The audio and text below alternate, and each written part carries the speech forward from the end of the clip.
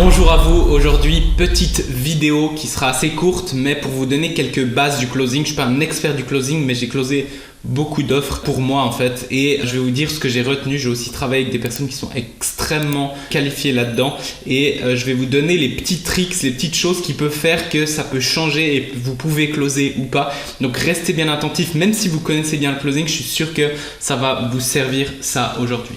Donc moi je travaille sur plus la vente naturelle, donc c'est très important de pas forcer les choses. J'aime bien prendre cette chose, c'est peut-être marrant et tout, mais dans le dating ou voilà, si vous essayez de forcer, si vous êtes un homme, la femme, ou si vous êtes une femme, l'homme, l'autre personne va être repoussée, répugnée on va dire, et va vouloir partir au plus vite et va trouver toutes les excuses et elle va vivre une mauvaise expérience. Nous ce qu'on veut en fait, c'est faire vivre depuis le premier contact avec nous une belle expérience à la personne. Donc c'est très important de faire bien les prochaines étapes que je vais vous donner maintenant. En premier, dans un message ou dans un call, mon but n'est pas de vendre mais d'impacter en positif l'autre personne. Ça c'est important parce que ça enlève une pression énorme et le but en fait c'est toujours d'impacter en positif. Bien sûr, l'objectif final c'est la vente et bien sûr on a ça en tête, mais c'est pas mon truc. Je rentre pas dans un call, je dis il faut que je vende, il faut que je vende. Non, je rentre et je veux aider, je veux comprendre la personne avant tout, parce que si cette personne elle a pas besoin de ma solution, jamais je vais essayer de lui vendre. Si cette personne elle a d'autres problèmes, il faut que je comprenne pour voir si je peux l'aider ou pas, ok? Et si je peux l'aider, il faut que je comprenne comment elle fonctionne, comment je peux lui parler et comment je peux lui montrer que en fait ma solution c'est un cadeau pour elle, ok? Pour moi en deuxième point, c'est comme un jeu, donc je me mets aucune pression et puis j'arrive dedans et c'est comme un jeu, un jeu vidéo comme ça, et je vais juste, et j'ai du plaisir à aller dans le call, à interagir avec une personne, faire du networking et voir si elle est intéressée, comment je peux lui amener ça pour qu'elle soit intéressée en fait, tout simplement. Si la personne a une meilleure journée grâce à moi, je sais que cette personne deviendra un apporteur d'affaires d'une manière ou d'une autre. Et ça, c'est très important parce que la plupart des gens, et ça c'est le problème aussi de beaucoup de closers qui sont payés juste à la commission, et c'est très gênant en fait, c'est que en fait eux ils veulent juste la vente. Mais en fait ce que vous comprenez pas, c'est que le but c'est de vendre en une fois, bien sûr. Mais si cette personne est très bien accueillie, etc., même si elle peut pas, c'est pas le bon moment, etc., elle va vous amener des clients. Et moi ça m'est arrivé beaucoup de fois que j'ai plusieurs personnes qui n'ont jamais été clientes de moi mais qui ont tellement vécu une belle expérience par rapport à tout le chemin qu'ils ont fait avec moi et notre première prise de contact qu'ils m'ont donné des clients, ils m'ont apporté des clients. Donc c'est des apporteurs d'affaires. Ça on ne vous dit pas souvent mais c'est très important. Donc voilà, et puis moi maintenant dans mon équipe j'essaye vraiment d'inculquer ça. Et puis ce que je fais aussi parfois c'est que je donne quand même les bonus même si une personne elle vient d'une recommandation. Comme ça les gens ils comprennent dans mon équipe que voilà, il faut que les gens ils aient une bonne expérience, ok? No connection, no deal. Ça c'est super important, ils doivent connecter avec l'énergie. Jamais je vais vendre à une personne que j'ai pas une bonne énergie avec, et cette personne non plus. Elle va acheter l'énergie, elle va pas acheter votre produit au final. Donc il faut vraiment connecter en premier avec cette personne avant d'essayer de vendre quoi que ce soit. Ne pas couper l'autre. Donc quand il parle, on le laisse parler. Et moi je donne souvent ces exemples. Il y a plein de closings que j'ai fait, dont un je me rappelle, on a fait 1 heure de call et dans ces 1 heure j'ai parlé 5 minutes et j'ai vendu à 6500 c'était, ok? 6500, et cette personne ne m'avait jamais vu, ok? Et elle a parlé pendant 55 minutes, j'ai parlé 5 minutes, ok? Donc voilà, c'est une très bonne leçon, en tout cas pour moi qui aime beaucoup parler. Les gens achètent un résultat, une énergie, une sensation, un réseau, mais pas un produit.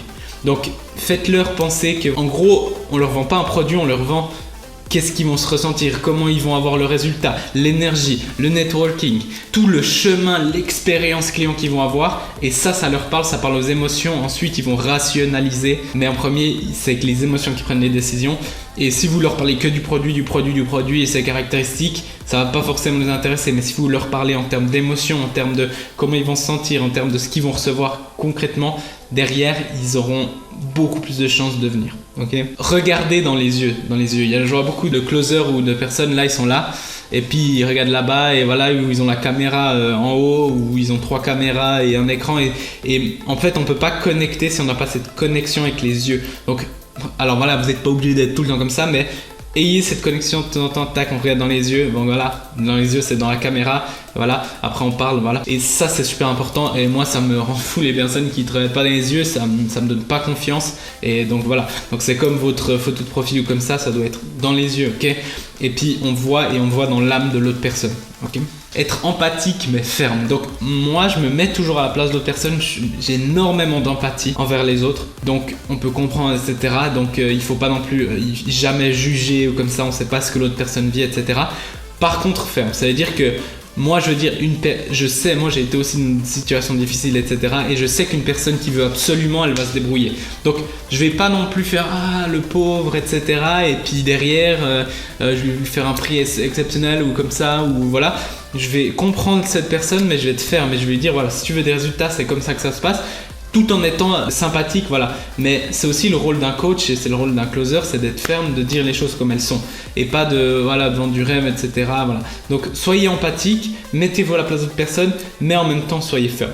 Et ça, c'est vraiment une chose très importante à travailler.